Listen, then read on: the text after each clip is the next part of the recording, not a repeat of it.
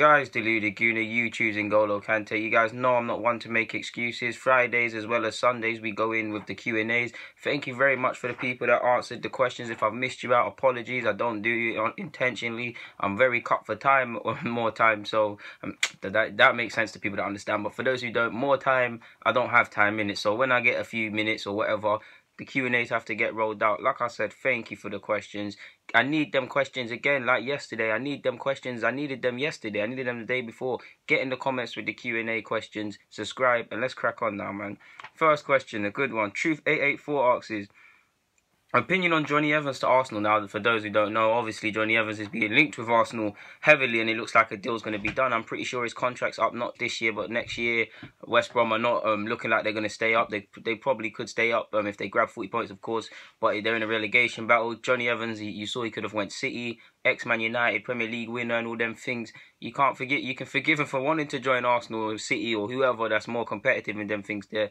I mean, on the surface of it, I won't lie, it's mad underwhelming. I mean, Arsenal not going to do it, but there's a scope to go out there and get a proper centre-half. And I'm not saying he's not, but you guys know what I mean, like a top-class, real top-class centre-half. We're not going to do that.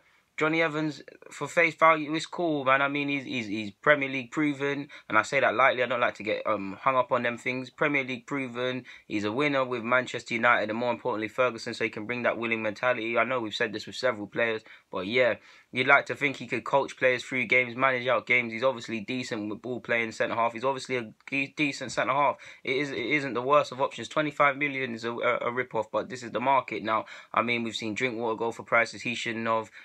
My man's going for it. It's not about value anymore. It's just irrational. And the closer we do this, the more the bubble's going to burst one day. It's underwhelming, for my personal opinion. It's underwhelming, but we could certainly do a lot worse, especially if you're Arsenal. I mean, he's definitely better than Gabriel. So, yeah, he'll be a competent, experienced centre-half, so I can't really complain. But it is underwhelming. Igal Ibrahim asks, is the instant success or search for trophies worth sacrificing your games played or years in top sides? Now, I think you're referring to players that might necessarily have a chance of guaranteed football, and they might go and join a more competitive side, and whether they're rotated or not in the side, full stop, it doesn't go to hand in hand.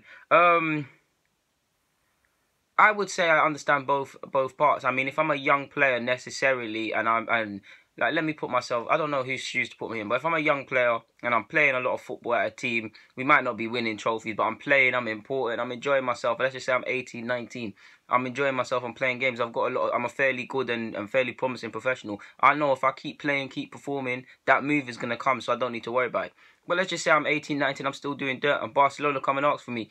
It might be a bit gazy, I might not get starting success and things like that, and it might even be stupid to go. But sometimes them opportunities only come once or twice in a lifetime, so you have to be forgiven for that.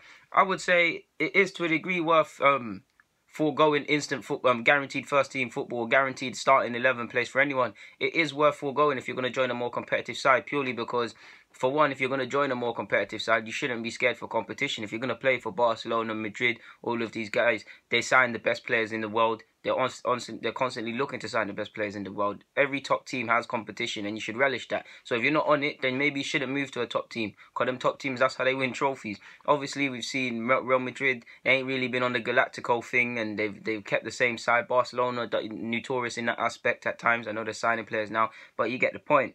So yeah. You've got another question. Is VRA, I think you meant VAR, what is your stance on it, and do you think it will slow the game down or make it better?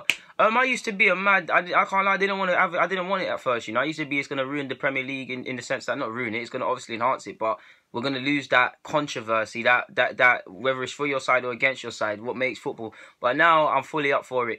I don't think it will solve all the problems, purely because essentially, what is it? Yes, it's fancy equipment, but it's a man is it not someone in a referee in a box that still has to make the decision? It's no different from watching it on TV and still saying the same nonsense. So maybe an ex-player and a referee has to be there. I'm up for it because you're seeing too much stupid refereeing decisions, specifically with Arsenal. The Chambers, Hazard, okay, I'm an Arsenal fan, so I'm always going to say that. Hazard, Richarlison, Callum Chambers, like I've already said. Raheem Sterling, that was probably a foul, to be honest. He shouldn't have put his hands on it, but this is what I'm talking about. So I'm up for it now at this point in time, to be honest. Bilal asks, also coming from North London like me, what's the best semi-pro clubs you know about? Admittedly, I've fallen off the ball about that, but I mean, when I was growing up and playing football, it was all about the Wolverhampton Abbeys, the Barker Seals, What other teams? Ryan FC. A lot of these teams are semi-pro. Like, it all depends what you class as semi-pro. A lot of teams will get young players or young teams and say, oh, we're semi-pro, this and that, and we're in this team and this, that. But when you look into it, it's not really semi-pro, to be honest with you. It's a very ambiguous term. But hopefully that answers your question. Alex Alert asks, do you think Xhaka, Wilshere, Maitland-Niles in a three-man midfield would be effective? Yes, I do, bro. I mean, Maitland-Niles would be screening them. Someone mobile next to Xhaka, Wilshere balling out. Definitely in a 4-3-3 with regards to who's fit now. I've been calling for Maitland-Niles. You guys know he's better than Coughlin. He's better than all these guys. But yeah, you've got another question. Kobe or LeBron? I've been balling so damn hard, I swear. I think that I'm Kobe. Kobe or LeBron, man. LeBron's got some serious legacy, but so does Kobe, man. LeBron's my guy, so I'm going to say LeBron, man. He's my done. But I'm not even a basketball fan like that. Yeah.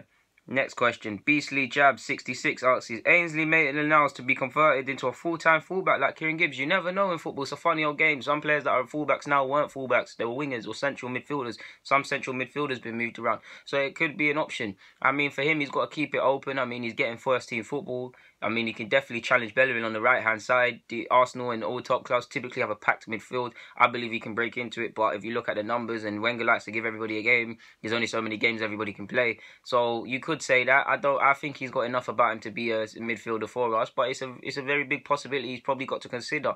He can clearly make a career as a fullback, and him and Wenger has actually had conversations about that. He could have a future as a fullback or a central midfielder, or he just try and become competent at both, so you increase the chances of playing football. So yeah. DNM9 asks, who's your first and second granddad? I think he's referring to a video in which I called Fergie my granddad. Well, I have a Bajan, Barbados granddad and a Jamaican granddad, and shout out to them.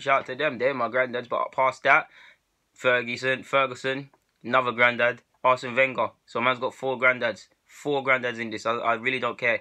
4 granddads. So yeah, I love them both, man. I love what Fergie's done and what he stands for and how he's fought back from the darkness. And you guys know why I love Wenger. So I'm out of here with that one. Igal Ibrahim again, my guy. Now the Barcelona old football director came, does that mean he is suspended from doing transactions with Barcelona for a limited time? That being his old team? No, you'd like to think there'd be a gentleman's agreement to leave our players alone or whatever. Not that we can clap them unless it's the young ones, but not necessarily. No, bro. So yeah, don't use this axes. This is unrelated to the football video, bro, but could you make a video talking about your thoughts on Sturridge? As it'd be interesting to see your points of view on him and his career. Well, in short, if you want that, if more of you want that, get in there. But in short, I like Sturridge. I think he's a very clinical player. He should be getting more first team at a club than he should do. It's just the injury problems. Like, he's very greedy, like Ramsey, but it's just the injury problems that have really rubbed him out. He needs a clear run. I don't know what's going on. He always seems to be getting injured, and that Liverpool fans are more up to date with that than me. But I got a lot of time for Sturridge and his career, man. I mean, he's doing his thing. Like, did he win champs at Chelsea? I'm so sure technically he won champs. I'm so sure. Forgive me if I'm wrong, but he's had a decent career, man. Like, he needs to start moving mad again. But I like Sturridge, man.